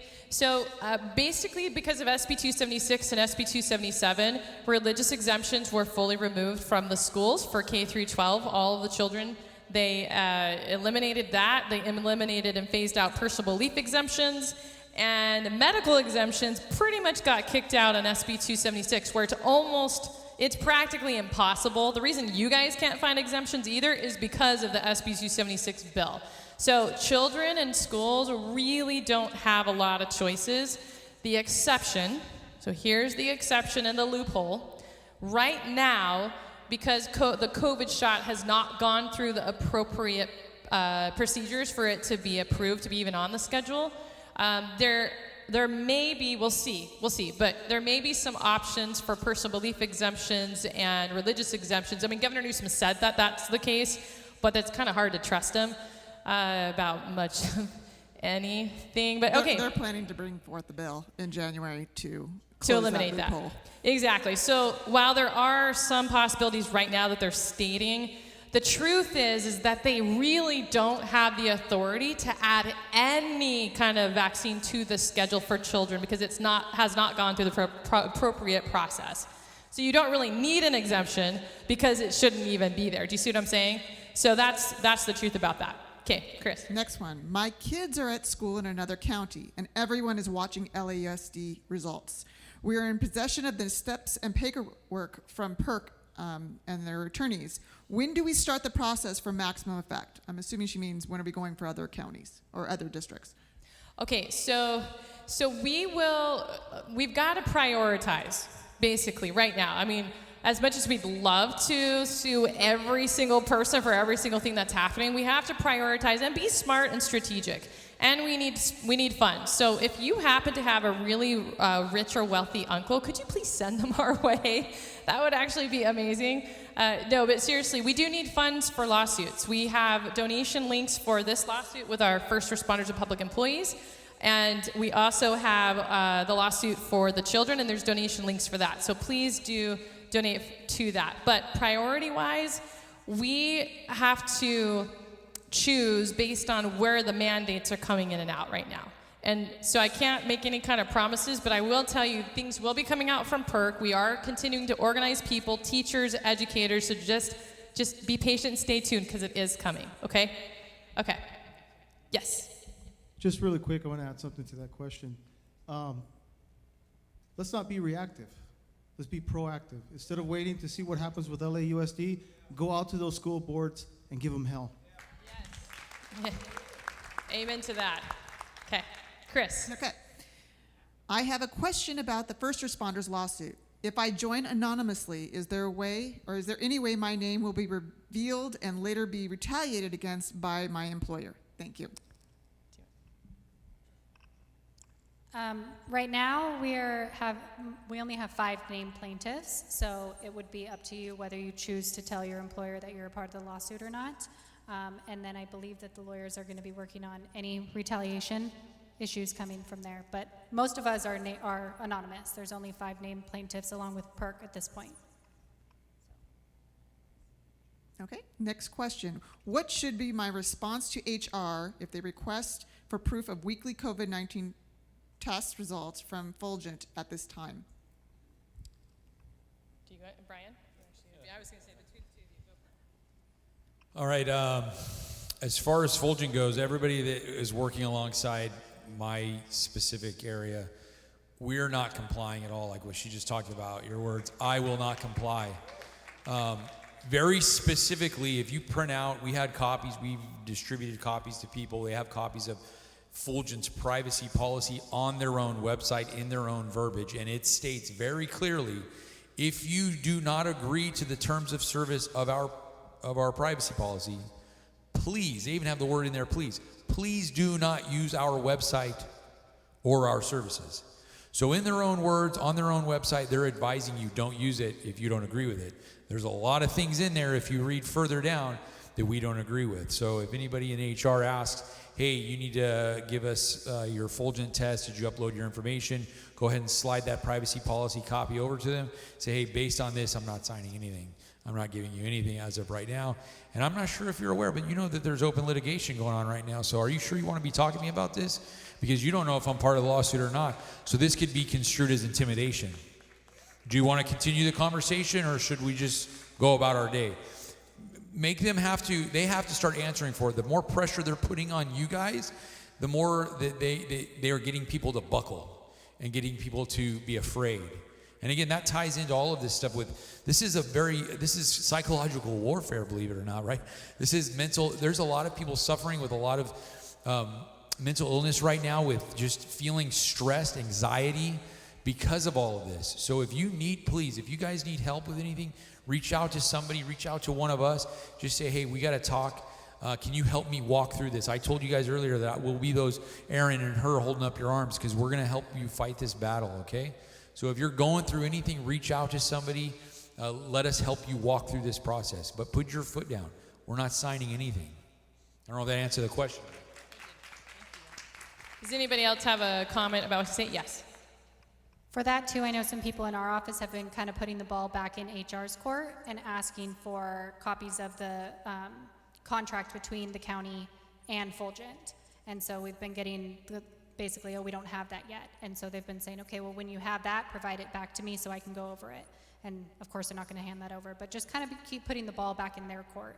And then I would also say make sure that you let them know that the unions have declared impasse, so that is still under negotiations. So they can't pressure you to do anything while the unions are still negotiating the terms. Perfect, Brittany. And then also LASPA is also one of, it's not the bargaining unit of the Sheriff's Department, but it's one of the entities, one of the unions that help represent a lot of the people on the department. And LASPA just today filed a lawsuit specifically naming Fulgent.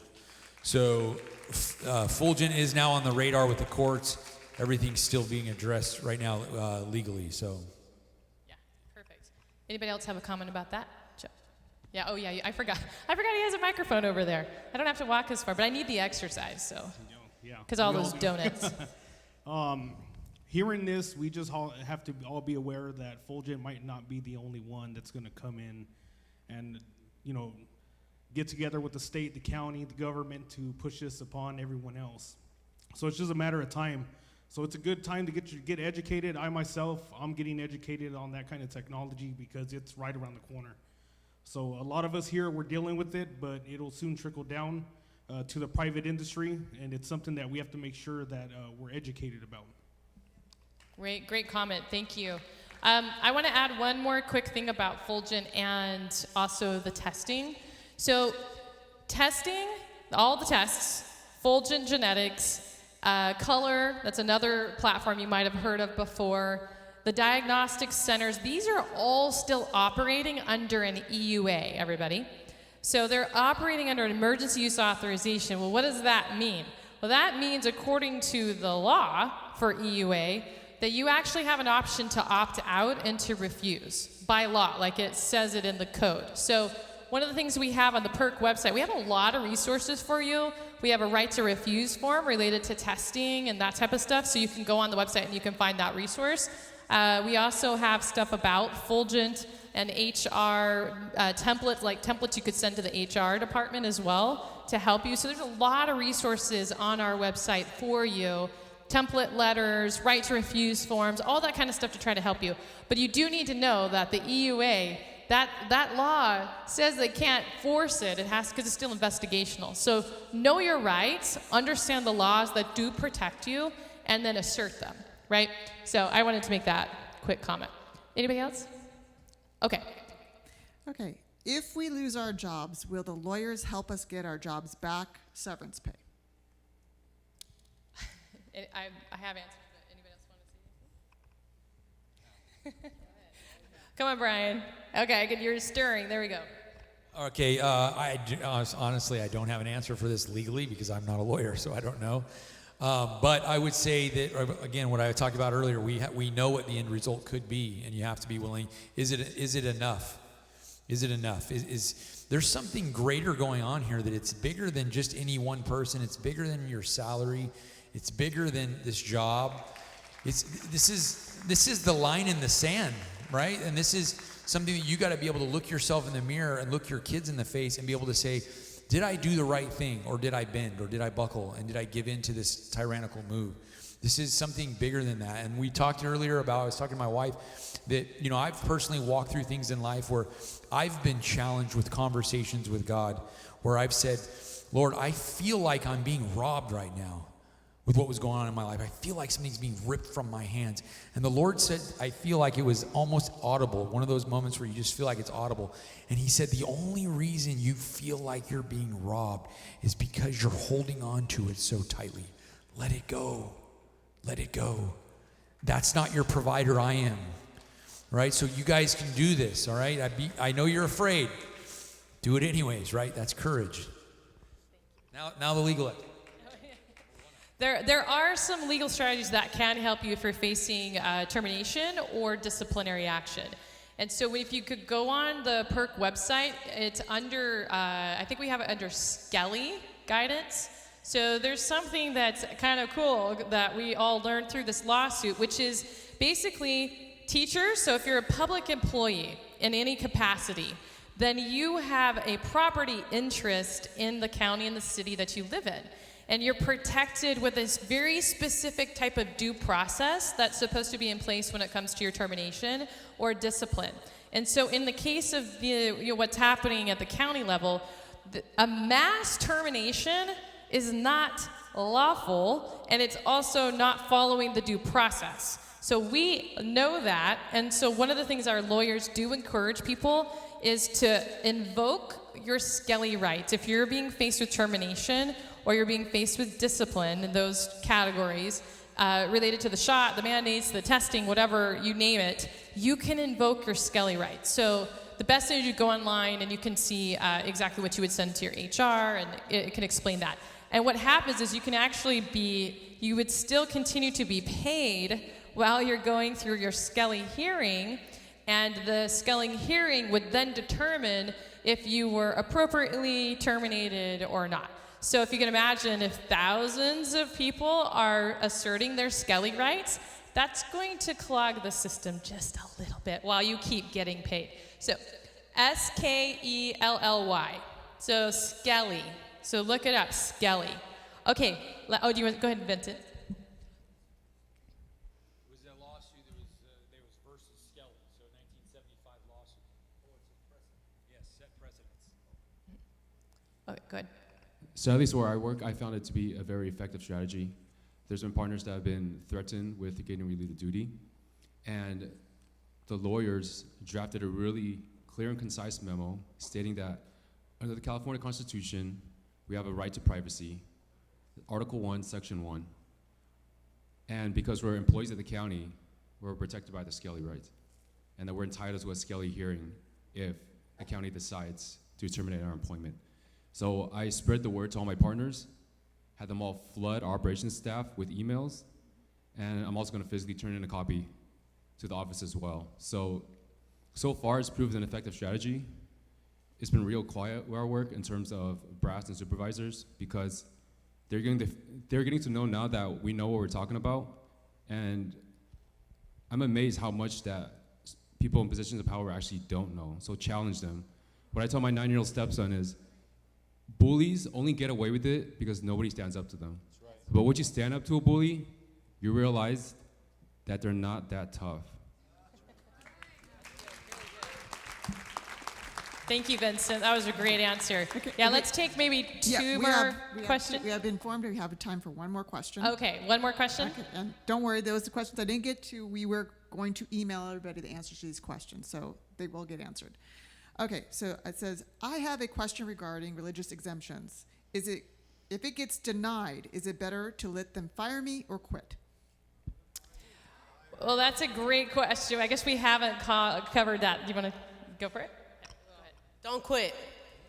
Don't quit. No. Let them fire you. Oh, yeah, do not quit. Let them fire you. My only concern with the religious exemption, and I think we all feel the same way, is that they can take it from us at any time. So it may be a protection for however long they decide, and then take it from us. The same way they did with our kids. Because I used to just walk into my kid's office, sign a piece of paper saying I don't vaccinate them, and then that got taken away from me. And so some people are going that route, which is fine. My concern with it is that at some point our department would say, well, we're not going to accept those anymore, and now what? And now what? So, but no, do not quit.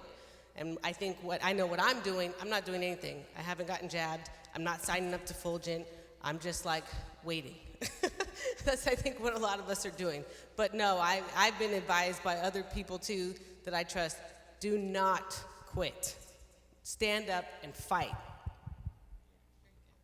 Thank you. Yeah, give her a round of applause. That was great. We have some more things we can say about the religious exemptions. Did you guys want to say something?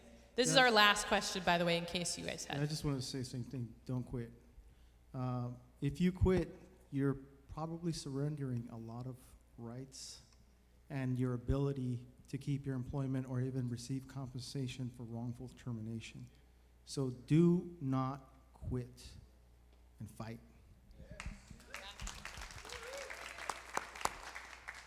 And just to add on to that, part of what we're fighting for is for our right to privacy. So when you send in any kind of exemption, you're letting them know what your vaccination status is. And our vaccination status is none of their business. Our medical history is none of their business. They shouldn't have access to our personal information, our medical information, or our financial information, which is what Effulgent is asking of us. For me personally, it's about full non-compliance. I'm not gonna play their game and send in exemptions or agree to weekly testing, because this is about full non-compliance to the tyrannical mandates.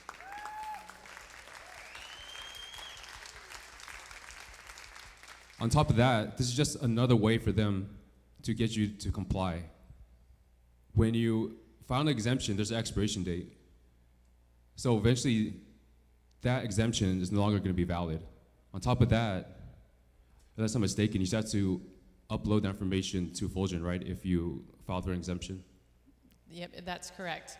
Yeah, so because of time, we do have to close up here, but I want to say really quick about the exemption, about religious exemptions.